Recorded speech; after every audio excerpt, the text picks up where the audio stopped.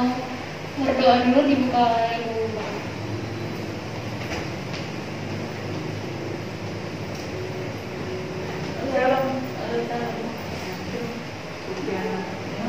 Selamat siang Bapak Ibu, kita mulai ibadah kita pada siang hari ini. Saya mengundang semua untuk berdiri bersama-sama. Kita mulai ibadah kita. Terima kasih Tuhan, pada siang hari ini kami umat Tuhan, jemaat-Mu sudah ada di rumah Tuhan. Kami siap untuk menerima segala berkat yang Tuhan siapkan bagi kami.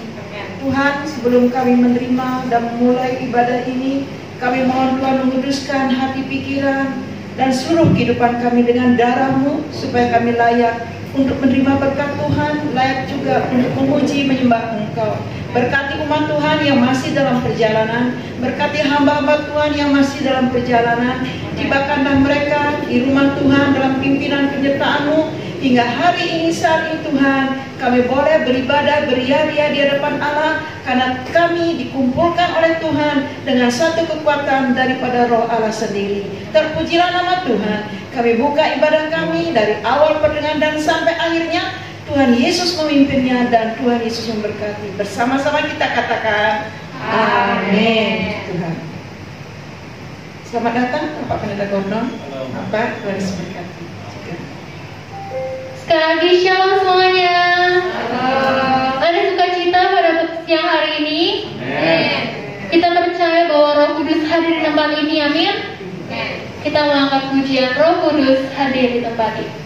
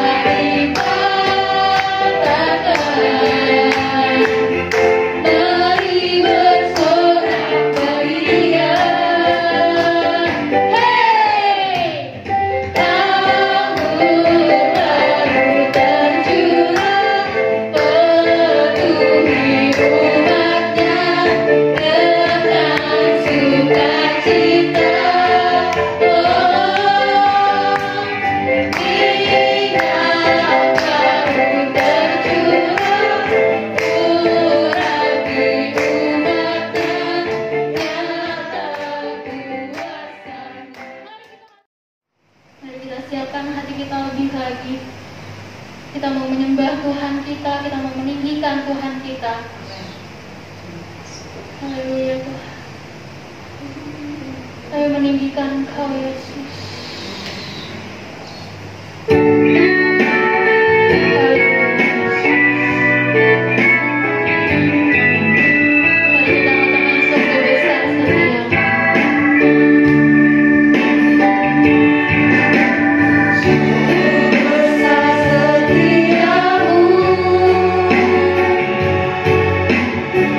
Dari sepanjang hidupku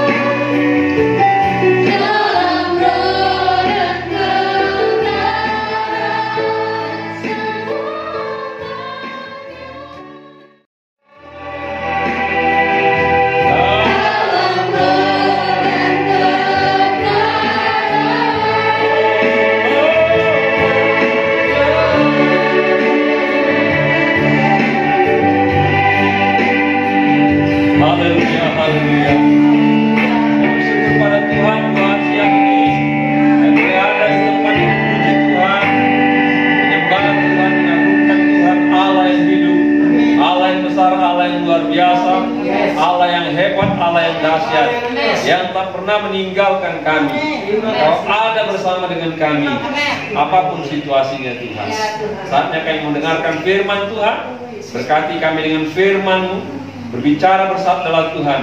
Kami siap mendengarkannya, melakukannya, mengalaminya. Dalam nama Yesus kami syukur dan berdoa. Yang percaya katakan amin. Amin. Silakan duduk kembali. Shalom. Terima kasih kepada Tuhan Yesus. Terima kasih buat Ibu Gembala yang telah percayakan saya pelayanan pada siang di tempat ini. Walaupun kita harus jaga jarak protokoler, tapi kita ibadah bersama-sama kepada Tuhan. Amin. Saya ada Tuhan bersama dengan kita. Saya akan ambil firman Tuhan dari Amsal 5 ayat 21. Amsal 5:21 firman Tuhan bilang demikian, karena segala jalan orang terbuka di depan mata Tuhan, dan segala langkah orang diawasinya. Karena segala jalan orang terbuka di mata Tuhan, dan segala langkah orang diawasinya.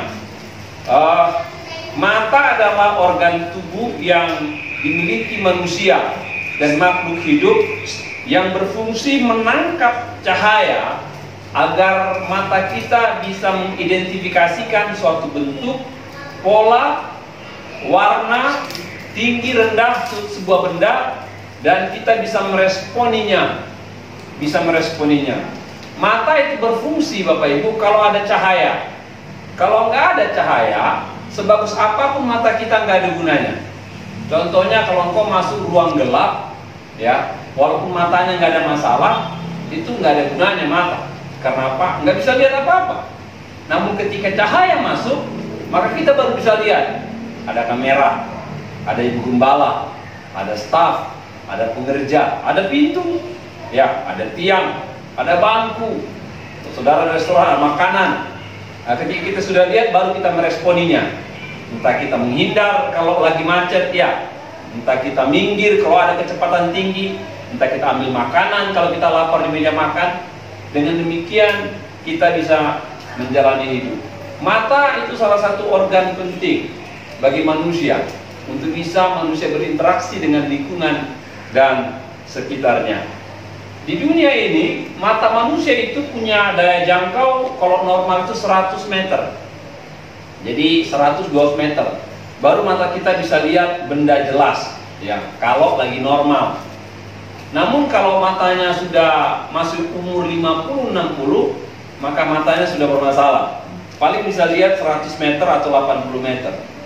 Kalau saudara kayak saya, udah silinder positif negatif campur, ya, 3 campur jadi 1. Kadang-kadang kita lihat handphone kabur, ya, kabur. Bagaimana lihatnya? Kita kasih jarak baru bisa lihat. Di sini nggak ada kayak gitu, ya, cuma saya aja, ya. Mata seperti itu. Mata binatang yang paling tajam itu mata elang. Dia bisa lihat sampai 1-2 kilometer, jadi 1000 meter. Jadi kalau elang lagi terbang di udara, lalu dia lihat tikus di sawah, dia bisa lihat jarak 1-2 kilo. Pelan-pelan dia terbang pelan-pelan, dia sambar tuh tikus. Kalau dia terbang di udara, dia bisa lihat ikan berenang di permukaan. Pernah lihat elang nangkap ikan dari danau? Pernah, ya? Karena matanya tajam, bisa lihat ikan di bawah permukaan air. Dia lihat dari atas, dia ukur kecepatan, lalu ketika dia dekat, dia ambil sama dia. Itu elang, tajam sekali. Tapi ada mata lain yang lebih hebat, namanya mata optik buatan. Itu ada pada kamera saudara, ada pada handphone, ada pada iPad, ada pada laptop saudara, ada pada kamera zoom, bahkan ada pada CCTV, ya, CCTV mengamati. Ada juga pada teleskop yang bisa lihat bintang, ya. Ya, bahkan ada pada satelit Hubble. Ya, katanya satelit Hubble itu bisa lihat sampai ratusan kilometer katanya. Bisa lihat benda apel 100 km bisa dilihat dengan jelas. Namun saya mau katakan, dari setiap benda-benda yang hebat, matanya baik manusia maupun benda mati, ada satu mata yang lebih hebat dari semua, nama mata Tuhan. Amin, ya. Mata Tuhan lebih hebat dari semua mata dikatakan. Dan semua terbuka di mata Tuhan. Segala langkah orang diawasinya. Mata Tuhan, mata yang hebat. Bagaimana kehebatan mata Tuhan dan apa yang harus kita sikapi kalau kita tahu mata Tuhan? Dalam 2 Samuel 11:27 dikatakan, setelah lewat waktu berkabung, maka Daud menyuruh membawa perempuan itu ke rumahnya. Perempuan itu menjadi istrinya, melahirkan seorang anak laki-laki baginya. Tapi hal yang telah dilakukan Daud itu adalah jahat di mata Tuhan. Pertama, kalau bicara mata Tuhan, itu berarti dia bisa mengetahui kondisi hati dan pikiran rencana kita, menembusi kulit daging kita. Itu yang pertama. Mata elang walaupun tajam, dia nggak tahu isi hati saudara. Ya bayang, nggak tahu. Mata selip walaupun hebat, jarak jauh nggak tahu jalan pikiran saudara. Bahkan mata manusia pun nggak tahu isi hati pikiran daripada istri suami kita, nggak tahu isi hati pikiran anak kita, ya kan? Nggak tahu isi hati pikiran rekan kita. Tapi kita katakan Tuhan tahu. Hebat mata Tuhan. Menembus kulit, menembus daging. Dia tahu isi hatimu, dia tahu pikiranmu, dia tahu rencanamu, dia tahu strategimu, dia tahu kepentingan-kepentingan, dan dia tahu apa yang kita perbuat. Raja Daud, Raja Mazmur, raja yang termasyhur pada masa itu, raja terbesar. Suatu kali Daud dikatakan main di depan istana, di atas istana, suatu istana. Dan ketika melihat rumah-rumah di bawah, ada seorang wanita sedang membersihkan diri di kamar mandi.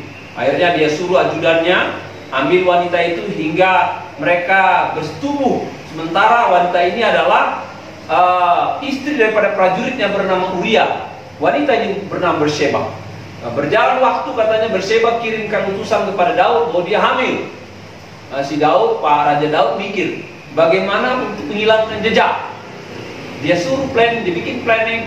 Dia tarik Uria dari medan perang. Nah, dari medan perang dia tarik dengan maksud nanti Uria akan kembali ke rumahnya, jumpa sama istrinya, dan nanti setelah bermalam nanti berpikir bahwa nanti Uria sama Berseba istrinya mereka akan berhubungan suami istri, dan nanti kalau ada kandungan berarti hilang jejaknya Daud. Itu pikirannya Daud. Ya, Bapak Ibu, Alkitab firman Allah, bukan berisi firman Allah. Kalau Alkitab berisi firman Allah berarti ada cerita lain yang bukan firman Allah. Tapi Alkitab itu firman Allah. Semuanya dari kitab Kejadian sampai kitab Wahyu itu firman Allah. Lalu ada orang-orang yang keberatan bilang gini, kalau Alkitab firman Allah, kenapa ada cerita porno? Kenapa ada cerita perselingkuhan? Kenapa ada cerita kemunafikan? Kenapa ada cerita dosa-dosa disingkapkan? Orang berargumentasi, tapi jawabannya gampang Bapak Ibu. Dia firman Allah. Kalaupun dia cerita mengenai dosa, intrik-intrik, kemunafikan yang tersembunyi, firman Tuhan ini sedang memberi pesan kepada kita agar kita jangan mengikutinya. Amin. Itu intinya, Pak. Jangan pornonya dilihat. Nah, jangan maksiatnya dilihat. Lihat pesannya supaya kita tidak mengikutinya, mengulanginya. Jadi kalau firman Allah membongkar dosa Daud supaya pelajaran buat kita, jangan kita mengikuti. Amin. Ya, dan Daud ambil ketika itu si Uria datang dan dia tidur di gerbang istana, mau pulang ke rumahnya. Daud tanya, kenapa ke rumahmu? Bagaimana saya mau pulang raja sementara teman-teman saya berjuang? Egois saya kalau pulang ke rumah bertemu istri saya. Ini prajurit hebat ini, luar biasa ya, hebat dia punya itu. Akhirnya raja pikir, kalau gitu bagaimana supaya ini matilah. Dia kirim surat kepada jenderal di lapangan, disuruh dia kasih kepada jenderalnya, dan isinya gini, tolong tempatkan orang ini di barisan paling depan di medan paling berbahaya. Jadi kemungkinan 99% pasti bisa celaka si Uria. Itu taktiknya Daud, dan berhasil mati Uria. Dan ketika Uria mati, maka Daud melenggang mengambil istrinya yang sudah jadi janda menjadi istri. Dan Daud pikir aman, nggak ada yang tahu. Daud berpikir aman, tidak ada yang tahu. Namun nggak demikian, ada mata Tuhan. Dikatakan perbuatan Daud itu jahat di mata Tuhan. Apa yang terjadi? Tuhan beritahukan hal ini kepada seorang nabi bernama Nathan. Daud sudah neko-neko, lu nasihati dia. Dan Nathan datang kepada Daud, bilang, Daud, saya mau cerita. Dan saya rasa Nathan ini memiliki sikap seperti rekan-rekan kita suku Jawa. Kalau mau sesuatu putar-putar dulu. Kalau orang Batak enggak, langsung bilang, mata kau berdosa, langsung gitu dia. Enggak ada tuh putar-putar. Nathan bilang, Daud, saya ada cerita. Apa ceritanya Nabi katanya? Ada seorang pengusaha domba, banyak dombanya. Namun ada tetangganya punya domba cuma satu-satunya. Namun luar biasa pengusaha ini ketika datang tamunya, diambilnya domba tetangganya salah satunya tadi, dimasaknya, dikasihnya sama tamu-tamunya. Daud berdiri. Siapa itu orang? Saya sebagai raja akan hukum dia, akan bikin hukuman berat. Marah Daud. Lalu kata Nathan, duduk dulu, jangan marah-marah katanya. Mau tahu nggak siapa dia? Iya. Lalu Daud, Nathan tunjuk mukanya. Kamu orang. Kamu telah ambil istri Uria, prajuritmu yang baik, yang polos. Nathan mungkin bilang gini, Daud, istrimu kan sudah 17, gundimu kan sudah banyak. Uria cuma punya istri satu, kamu ambil pula lagi. Akhirnya si Daud meresponi dengan bertobat. Apa yang diperbuat Daud? Dia buka bajunya, tanggalkan dia punya mahkota. Dia pergi ke jalan di depan istana, di pinggir jalan, duduk di sana, bertemankan debu. Berhari-hari, berminggu-minggu, dia di sana berkabung atas dosanya yang ditegur oleh Nabi Nathan.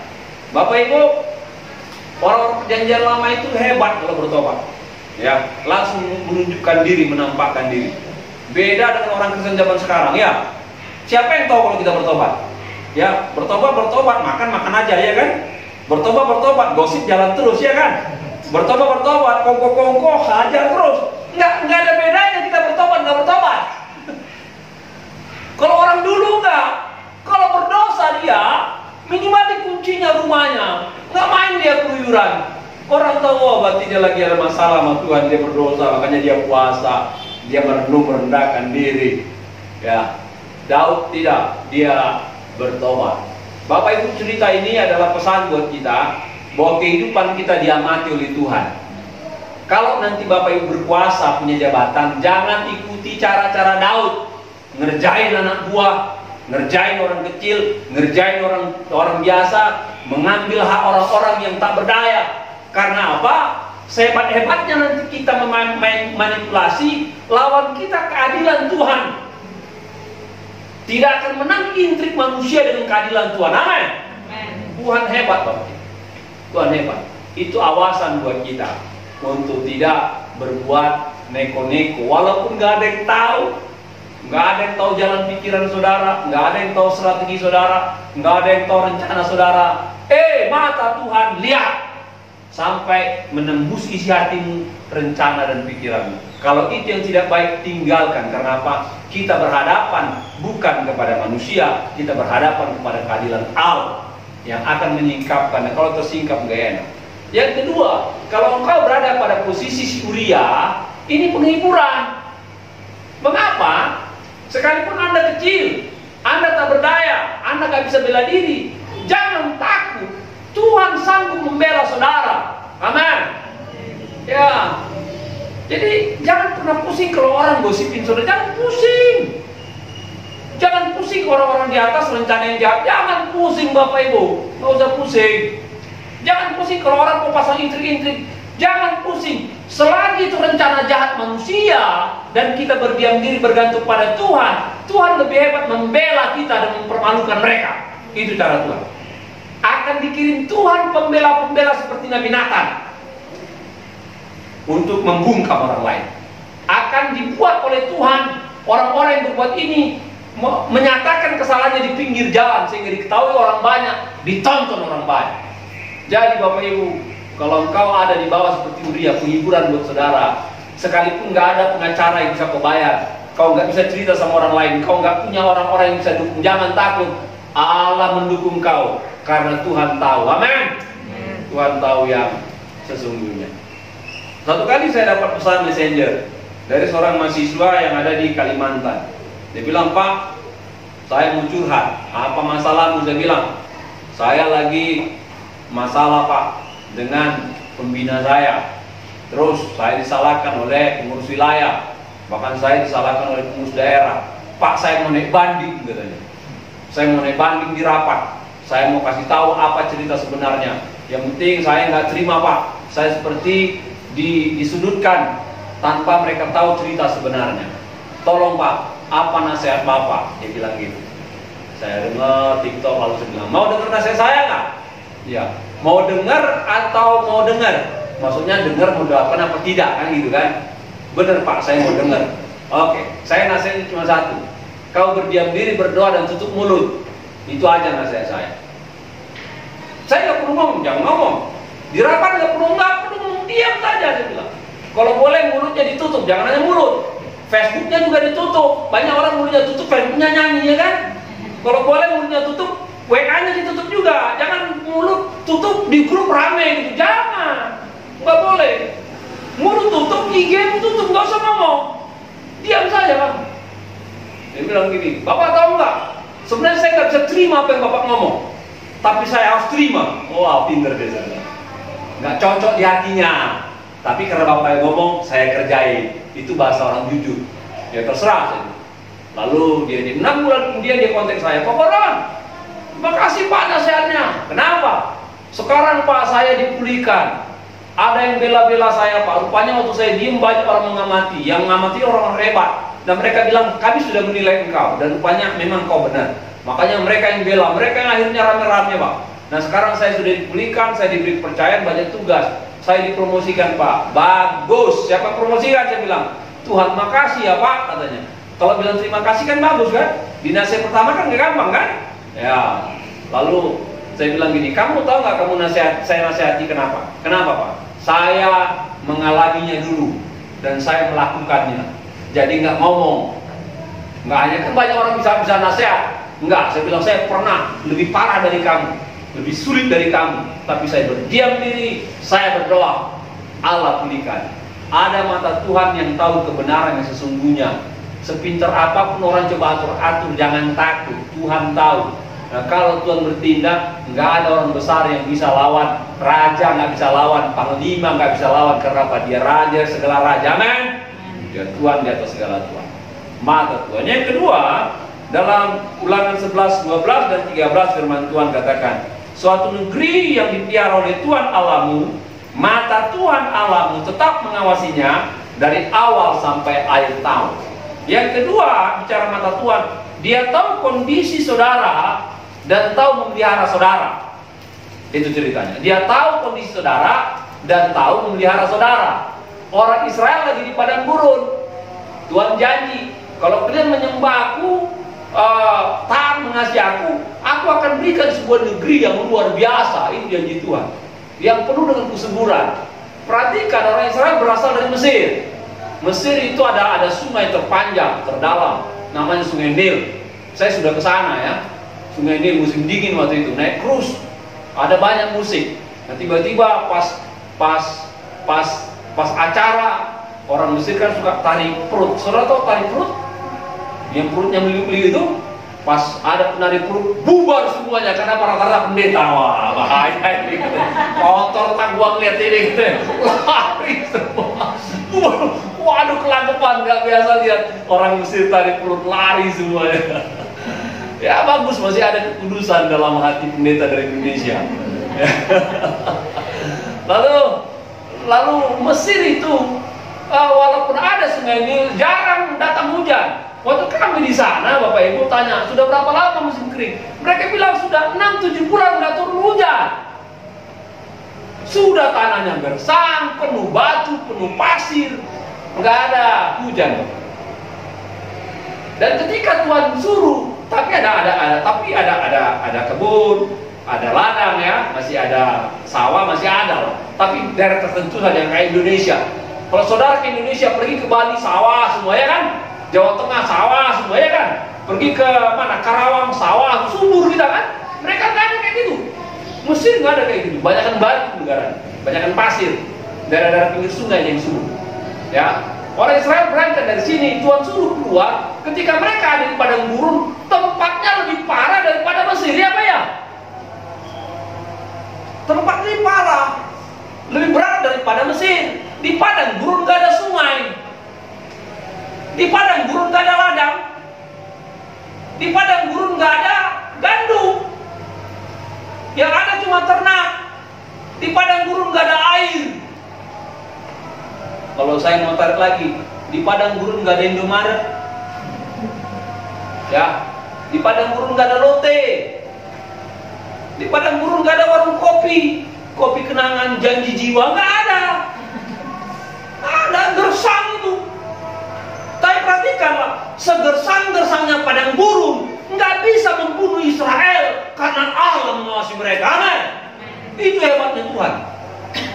Seganas-ganasnya padang gurun, nggak ada air, nggak ada gandum, nggak ada sembako, nggak mati orang Israel gara-gara kelaparan, nggak pernah mereka bermasalah dengan air, dengan makanan. Tuhan kirim mereka burung puyuh, Tuhan kirim mereka mana, Tuhan buka gunung batu keluarkan air, Tuhan paksa padang gurun keluarkan air. Allah hebat dalam memelihara, meskipun lingkungannya tidak punya sumber daya memelihara. Itu Tuhan. Karena apa? Mata Tuhan mengawasi mereka. Mata Tuhan. Dan Tuhan janji, bilang kalau kalian setia, nanti akan kubawa kalian ke tanah Kanaan, penuh susu dan madu. Pelajarannya apa Bapak Ibu? Kalau bicara mata Tuhan, Dia tahu kondisi hidupmu, Dia tahu kegersanganmu, Dia tahu kekeringanmu, ya, Dia tahu masalah keterbatasanmu. Tapi ingat, tidak Tuhan izinkan kekeringan, kegersangan, kesulitan, kekurangan membunuh engkau. Enggak. Tuhan punya cara pelihara engkau sehingga engkau melewati padang gurun. Amin. Itu karena Dia melihat kita. Jadi jangan ketika orang bokeh bilang Tuhan kau di mana, jangan Dia ada. Kalau kau masih bisa bilang Tuhan kau di mana, berarti kau masih hidup, ya kan? Tuhan masih pelihara.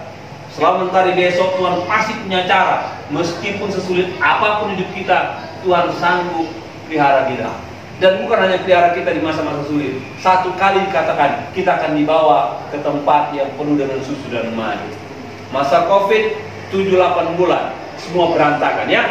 Dagangan berantakan, usaha berantakan, ya. Bisnis berantakan, jualan juga berantakan, ya kan? Rencana-rencana berantakan. Dompet yang rapi tapi nggak ada isinya, ya kan? Rapi bersih dompetnya, nggak ada isi, kan? Gitu. Yang lain berantakan. Tapi Bapak Ibu, kalau kita masih hidup sekarang ini, berarti mata Tuhan lihat kondisi kita. Itu berkati, ya, berkati. Begini, saya ini anak orang susah. Dari kecil susah, ya. Saya dulu masih muda itu cari kayu di hutan, lalu masak nasi pakai kayu. Jadi anak orang susah. Cari kayu di hutan, pikul tuh kayu. Ya. Sekarang buru-buru pikul kayu, pikul beras aja yang isinya beras susah. Ya. Lalu papa mama ekonomi zaman itu yang susah Bapak Ibu. Tapi yang saya tahu, nggak pernah kami kandas. Tuhan pelihara meskipun kondisinya belum berjalan dengan baik. Amin, ya. Dan siapa di antara saudara menikah seperti saya, mulai dari nol? Menikah mulai dari nol, ya. Piring cuma 3, ya kan? Piring cuma 3, ember 2, kayak saya gitu loh. Paling ada tempat tidur, sofa-sofa itu loh, yang styrofoam itu belum ada ininya, iya Bu ya. Nah, baru gosokan 1, ya kan? Nggak ada namanya AC Bapak Ibu, kipas angin itu pun 1. Jadi kalau di ruang tamu dipindahin, masuk kamar dipindahin di kipas anginnya. Tapi Tuhan pelihara, jangan takut, aman. Jangan takut. Saya rasa perintisan gereja juga sama, mulai dari nol, dari yang nggak ada, pelan-pelan enggak. Gini Bapak Ibu, kadang-kadang hidup itu kayak main domino. Dalam banyak hal, dalam keuangan, dalam ekonomi, kurang di sini kita tambah di sini, ya. Kurang di sini kita geser, kayak main domino ngatur duitnya. Kurang di sini sodokkan dulu, penting jalan besok, ya kan. Di sini kurang kita putar balik. Kayaknya sulit, namun saya mau katakan rahasianya. Kalau kau masih hidup, walaupun seperti main domino, itu pemeliharaan Tuhan, aman. Itu pemeliharaan Tuhan. Belum ada yang lempeng. Sampai saya pakai gini pun belum lempeng, saudara. Nggak ada yang lempeng. Tapi saya tahu Tuhan pelihara. Kalau orang Israel, Tuhan pelihara di padang gurun. Padang gurun sesulit apapun tak bisa bunuh orang Israel. Ya, nggak ada air nggak bisa bunuh, nggak ada roti nggak bisa bunuh, nggak ada ikan nggak bisa bunuh, karena ada mata Tuhan. Dan Tuhan akan terus pimpin mereka, akan ada masanya mereka tiba di tanah Kanaan. Amin. Saya percaya nanti masa Covid lewat, saudara akan tiba di tempat yang penuh dengan air, dengan susu, sehingga kau katakan, engkaulah yang menuntun dan menyertai jalan saya. Amin. Yang terakhir, Dalam Mazmur 33, 16, 17, 18 firman Tuhan, seorang raja takkan selamat oleh besarnya kuasa, seorang pahlawan takkan tertolong oleh besarnya kekuatan. Kuda adalah harapan sia-sia untuk mencapai kemenangan, yang sekalipun besar ketangkasannya tak akan dapat memberi keluputan. Sesungguhnya mata Tuhan tertuju pada mereka yang takut akan Dia, pada mereka yang berharap akan kasih setianya. Yang pertama, mata Tuhan itu mengingatkan kita, Dia tahu segala sesuatu. Dia tahu isi hati kita, rencana pikiran kita. Dia tahu posisi kita di atas atau di bawah. Marilah kita tetap hati-hati dalam hidup. Yang kedua, mata Tuhan, Tuhan tahu kondisi saudara. Seperti orang Israel, di padang gurun gak ada air, di padang gurun gak ada beras, di padang gurun gak ada ikan, di padang gurun gak ada tempat berteduh, gak ada sumber makanan. Tapi Tuhan tahu dan tetap bisa pelihara saudara meskipun sulit, sampai kau melewati padang gurun. Amin. Yang ketiga, mata Tuhan bicara mengenai bahwa Tuhan tahu kondisi saudara dalam ketakutan saudara dan siap meluputkan saudara. Siapa di antara saudara nggak pernah takut? Semua kita pernah punya takut. Konteks ayat ini bicara mengenai dunia perang. Katanya kalau dalam medan perang, raja itu takut. Sekalipun dia punya pahlawan banyak, ya, jenderal banyak, kuda banyak, pasukan banyak, orang kalau masuk medan perang pasti takut. Sekalipun dia sudah berjuang, dia pernah punya pengalaman di masa lalu, tapi ketika masuk medan perang yang baru, pasti ada ketakutannya. Sama dengan orang sekolah, ya, anak-anak saudara takutnya di mana kalau sekolah? Pas ujian, ya kan? Naik kelas, takut itu dia. Nanti dia tanas kan? Takut lagi ya. Bahkan udah ujian dari kelas 1, kelas 3. Pas nanti takut juga. SMP naik kelas 1, takut gak dia? Kan udah punya pengalaman 6 tahun. Takut juga. Setiap pertempuran, perjuangan punya ketakutan tersendiri. Walaupun kita sudah punya pengalaman di belakang kita, ketakutan tetap ada. Dan itu ada pada seorang raja. Dan katanya, ketika orang masuk dunia perang dan dia takut, dia tidak tahu apa menjadi jaminan keselamatan, kita katakan, ada mata Tuhan. Kalau kita tertuju mata kita pada Tuhan, berharap pada Tuhan, maka Tuhan beri kita kelumputan. Amin. Tuhan akan berikan kita keselamatan. Amin. Jadi Bapak Ibu, Tuhan tahu yang menjadi ketakutanmu, Tuhan tahu yang menjadi peranganmu, Tuhan tahu apa yang menjadi ancamanmu, Tuhan tahu apa yang menjadi bahayamu. Bawa saja pada Tuhan. Bawa saja pada Tuhan. Maka saya percaya Tuhan akan tolong saudara, sertai saudara, dan selamatkan saudara. Saya di khotbah saya, waktu lalu saya dengan teman-teman itu pergi ke Sulawesi. Apa yang terjadi sekarang? Sigi, yang Motoler, ya. Kita doakan itu diuruslah pemerintah, ya. Pemerintah kita kan hebat kan, kita berdoa. Jadi itu daerah sering konflik daerah itu, Sulawesi daerah situ. Saya tahu. Waktu itu konflik kami ke sana dan kami bawa bantuan, ya. Namun tanpa kami ketahui, rupanya setiap desa, antar desa itu ada posko yang menjaga, ngecek orang masuk, apakah bawa senjata apa tidak, dicek. Dan kami melewati kurang lebih 15 posko penjagaan Bapak Ibu untuk tiba di daerah yang kami akan tuju nanti. Satu kali jam 1 pagi, mobil kami dicegat, jam 1 pagi loh, dicegat oleh satu kumpulan orang, pakai topeng mereka, pakai topeng, parang panjang-panjang, 1 pagi nih, dicegat di jalan, lalu pakai senter, matikan semua. Kami ada 2 mobil, lalu mereka pakai senter ke dalam. Ada satu orang itu punya senapang otomatis M16 juga, tempelkan ke dinding kaca mobil, jalan dia pakai senter, bunyi gitu. Saya duduk tengah-tengah, teman saya satu di kiri di kanan, yang teman di kanan ke jendela dong, pelan-pelan dia merasa ngumpet. Dia bilang, kalau ditekan aja tembus kepala gua mati, gua belum kawin. Bener juga dia belum kawin. Saya baru kawin 3 bulan. Kalau lu kena tanya kan janda istri lu. Ya bener juga ini. Marilah kita berdoa. Ngeri suasana. Lalu pemimpinnya, turun semua. Nah, kami kontak turun. Masuk pos Bapak. Baris jam 1 pagi. Yang ngecek kami ada 2 pengawalnya pakai parang pengawal. Wah, Lalu bilang, keluarkan KTP. Oh, sweeping. Kami sudah dengar dari Poso, katanya kalau ada kepala pendeta satu dengan KTP-nya 25 juta. Kami ada 11 pendeta, 225 juta, kan lumayan kan? Keringat dingin nggak? Enggak.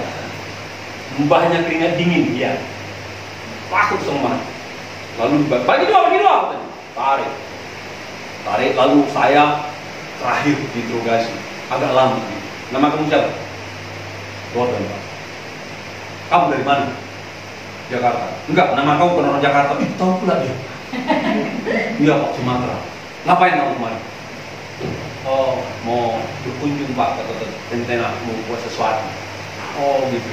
Ketika diinterogasi, si supir kami yang orang Sulawesi bisik di belakang saya, Pak tenang. Kenapa? Dari jendela. Ini kampung Kristen. Wah, kembali jiwa. Oh, haleluya. Balik rohnya. Tadi kan udah naik kan. Balik rohnya. Jam 1 pagi teman-teman. Oh Tuhan, selamat istriku menjadi janda. Dan kami jam 2 pagi disuruh pergi lewat, dan kurang lebih jam 3 terjadi tembak-menembak di belakang. Perang mereka. Cepat, lari kami cepat. Dan kami selamat sampai ke tujuan. Kenapa? Ada mata Tuhan yang tahu ketakutanmu, tahu bahayamu, ya, tahu ancaman, dan Dia akan mengawal kau sehingga kau melewati masa-masa sulit. Mungkin Bapak Ibu nggak seperti saya pengalamannya, ngeri sekali ya. Justru 2 kali saya nggak mau ulangi itu, nggak mau. 2 kali bawa bantuan, no, nggak mau, udah tobat. Tapi semua kita pasti punya medan pertempuran sendiri. Semua kita punya bahaya versi masing-masing, ya, punya bahaya. Semua kita punya ancaman masing-masing versi kita. Namun ingatlah, ada mata Tuhan. Kalau kau berseru pada Tuhan, Dia luputkan engkau. Kalau kau berharap pada Tuhan, Dia selamatkan engkau.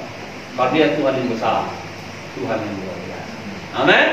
Mari kita berdoa. Kami bersyukur pada Tuhan buat pagi siang ini. Karena Tuhan telah baik buat kami, sertai kami, tolong kami, berkati kami, topang kami dengan kuat kuasa. Terima kasih, kami percaya ada mata Tuhan mengawasi kehidupan kami orang percaya.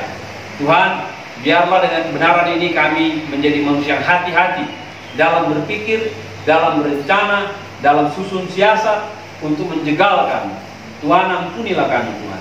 Kalau ada hal-hal yang tidak baik, hal-hal yang buruk, Engkau mari ampuni kami dalam nama Yesus. Kalau kami ada di bawah, hiburkan kami. Meski nggak bisa melawan, nggak bisa berbuat banyak, Tuhan pasti membela kami dengan cara Tuhan yang luar biasa. Engkau tahu keadaan kami Tuhan, di padang gurun penuh kekurangan, penuh kegersangan, penuh kekeringan, tidak ada sumber apapun untuk kehidupan kami. Namun kami yakin ada mata Tuhan yang akan meluputkan kami dari masa-masa gersang, masa-masa kering, dan pelihara kami dengan cara-Mu yang ajaib. Ada mata Tuhan yang tahu peperangan kami, tahu ketakutan kami, tahu kesulitan kami, tahu bahaya kami, tahu ancaman kami. Asal kami bergantung pada Tuhan, berharap percaya pada Tuhan, maka Tuhan luputkan kami. Berkati kami semua yang hadir saat ini dalam nama anak-Mu Yesus. Kami ucap syukur dan berdoa. Yang percaya katakan amin. Tuhan berkati kita semua. Mari kita kembali simak, dengarkan, terima dengan hati yang terbuka firman Tuhan. Kiranya roh hikmat daripada Tuhan memberikan kita pengertian dan berbicara firman ini dalam hati kita masing-masing. 1 Korintus 11 ayat yang ke-23 dan seterusnya, demikian firman Tuhan. Sebab apa yang telah aku teruskan kepadamu telah aku terima dari Tuhan, yaitu bahwa Tuhan Yesus pada malam waktu Ia diserahkan mengambil roti, dan sesudah itu Ia mengucap syukur atasnya. Ia memecah-mecahkannya dan berkata, inilah tubuhku yang diserahkan bagi kamu. Perbuatlah ini menjadi peringatan akan aku. Demikian juga Ia mengambil cawan sesudah makan, lalu berkata, cawan ini adalah perjanjian baru kamu yang dimeteraikan oleh darahku. Perbuatlah ini setiap kali kamu meminumnya menjadi peringatan akan aku. Sebab setiap kali kamu makan roti ini dan minum cawan ini, kamu memberitakan kematian Tuhan sampai Ia datang. Jadi barang siapa dengan cara yang tidak layak makan roti atau minum cawan Tuhan, ia berbuat dosa terhadap tubuh dan darah Tuhan. Karena itu hendaklah tiap-tiap orang menguji dirinya sendiri, dan baru sesudah itu ia makan roti dan minum dari cawan itu. Karena barang siapa makan dan minum tanpa mengakui tubuh Tuhan, ia mendatangkan hukuman atas dirinya. Bapak Ibu yang dikasihi oleh Tuhan, mari kita akan buka bersama-sama. Sudah buka semua?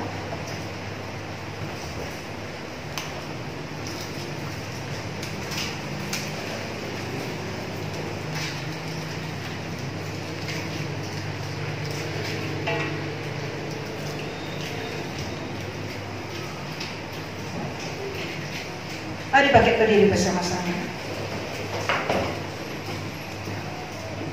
Peganglah roti di tangan kanan saudara. Kita sudah mendengar firman Tuhan. Kembali Tuhan mengingatkan kepada kita, dan tidak lupa akan pengorbanan Tuhan, kematian Tuhan di atas kayu salib. Firman Tuhan mengingatkan kita kembali, semua itu oleh karena Dia mengasihi kita. Jangan lupakan keselamatan itu berasal daripada Tuhan Yesus. Jangan lupakan darah Yesus itulah yang berikan kita keselamatan. Jangan lupa bahwa kita ini adalah anak-anak Tuhan yang sudah ditebus oleh darah Yesus. Jangan lupa memberitakan akan kematian Tuhan, akan keselamatan yang hanya ada di dalam nama Tuhan Yesus. Oleh sebab itu Bapak Ibu yang dikasihi oleh Tuhan, firman Tuhan mengatakan, bukankah roti yang ada, yang dipecah-pecahkan adalah persekutuan kita dengan tubuh Kristus?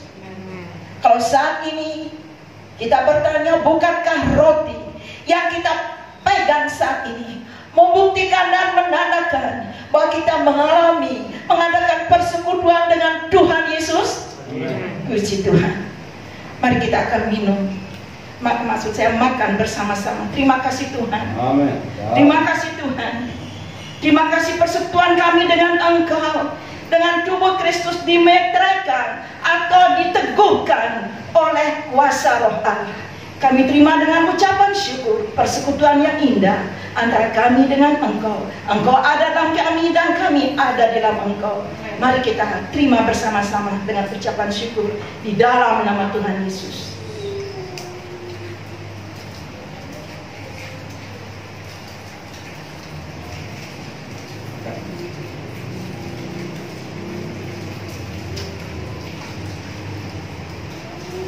Bukankah cawan yang atasnya kita ucapkan syukur adalah persekutuan dengan darah Yesus? Oh Tuhan, terima kasih. Persekutuan kami dengan darah-Mu Tuhan diteguhkan saat ini dengan kekuatan kuasa daripada Tuhan. Roh-Mu memimpin, Roh-Mu berbicara bahwa kami adalah anak-anak Tuhan yang Engkau sudah jadikan anak, biji mata Tuhan, kesayangan Tuhan.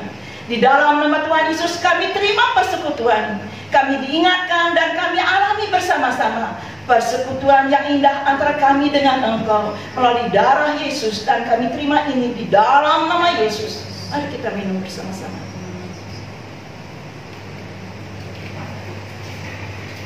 Kita naikkan pujian, siapakah aku ini? Haleluya, haleluya. Oh Yesus.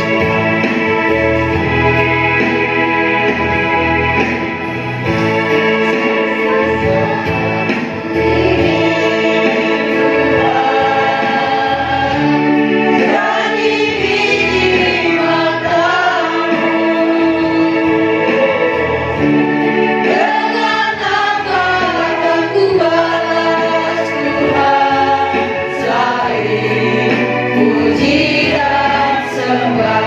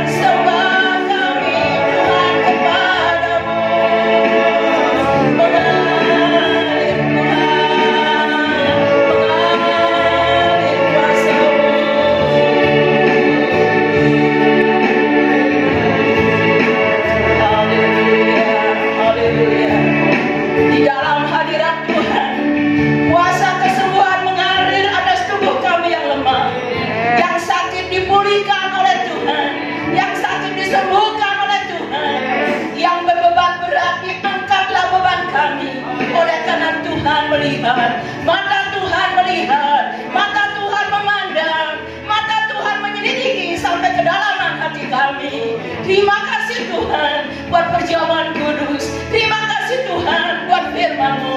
Terima kasih Tuhan buat jamaah dan lawatan-Mu. Terpujilah nama Tuhan. Di dalam nama Tuhan Yesus kami terima kemenangan daripada Tuhan. Bersama-sama kita katakan amin. Beri kemuliaan untuk Tuhan Yesus. Mari Bapak Ibu kita mau bangkit berdiri sana. Kita mau mengakhiri ibadah kita pada siang hari ini.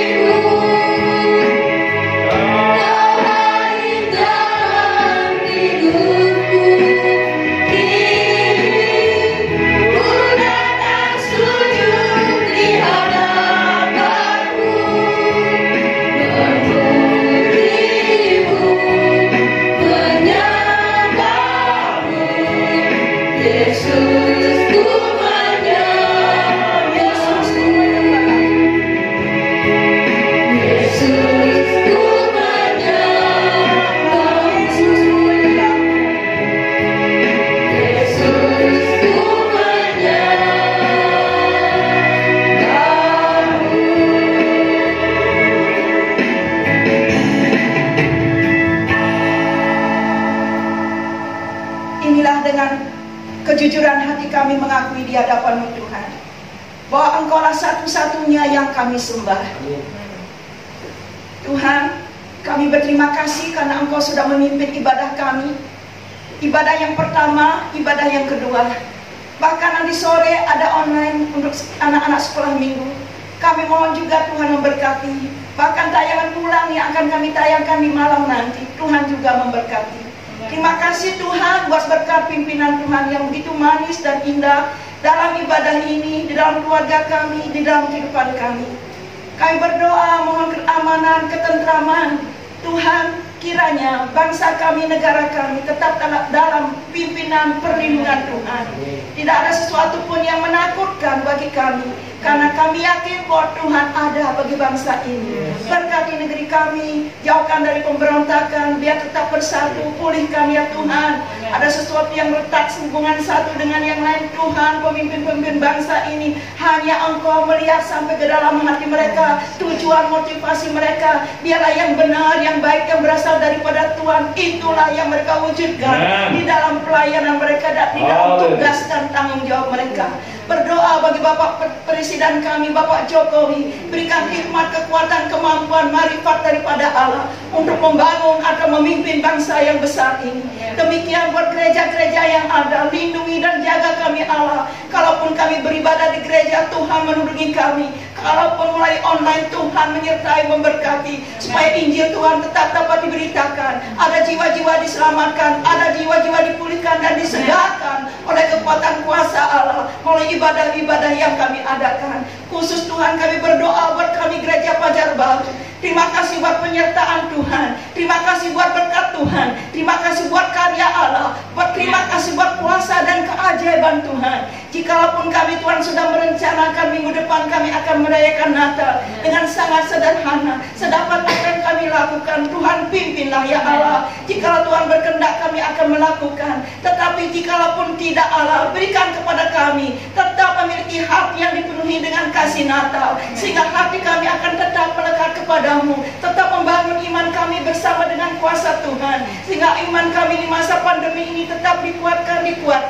Bahkan iman kami akan mengalami terobosan-terobosan baru, karena kuasa ilahi menyertai kami, kuasa surga ada bagi kami. Terima kasih Bapa. Sekali lagi Tuhan, berkati hamba-Mu Bapak Gordon Simare-Mare. Kami sangat diberkati melalui pelayanan beliau pada siang hari ini. Berkati keluarga, kesehatan dan pelayanannya. Demikian juga jemaat Tuhan, kami percaya Tuhan, kami sudah diberkati, dan hari esok kembali kami akan beraktivitas Tuhan. Apapun yang kami lakukan, apapun yang kami kerjakan, yang bekerja diberkati oleh Tuhan, yang bersekolah diberkati oleh Tuhan, sebagai ibu rumah tangga, sebagai anak-anak Tuhan yang mungkin buka usaha, Tuhan juga memberkati kami. Terpujilah nama Tuhan Allah kami yang hidup.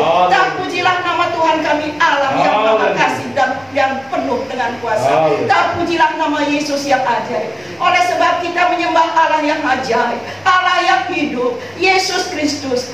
Saudara Bapak Ibu yang dikasihi oleh Tuhan, angkatlah kedua tanganmu dan sekarang terimalah berkat Tuhan.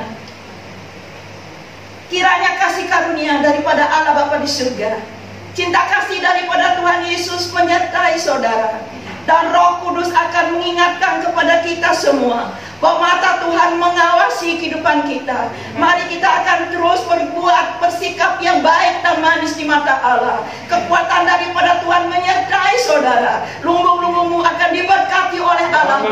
Kesehatanmu disegarkan, diberikan kemampuan oleh Allah untuk mengimani kesembuhan daripada Tuhan. Pulanglah dengan damai sejahtera daripada Allah Bapa di surga. Cinta kasih daripada Tuhan Yesus menyertai hidupmu, dan Roh Kudus akan terus memimpin engkau menjadi anak-anak Tuhan yang dikasih oleh Tuhan saat ini sampai selama-lamanya. Kami memuji kebesaran-Mu.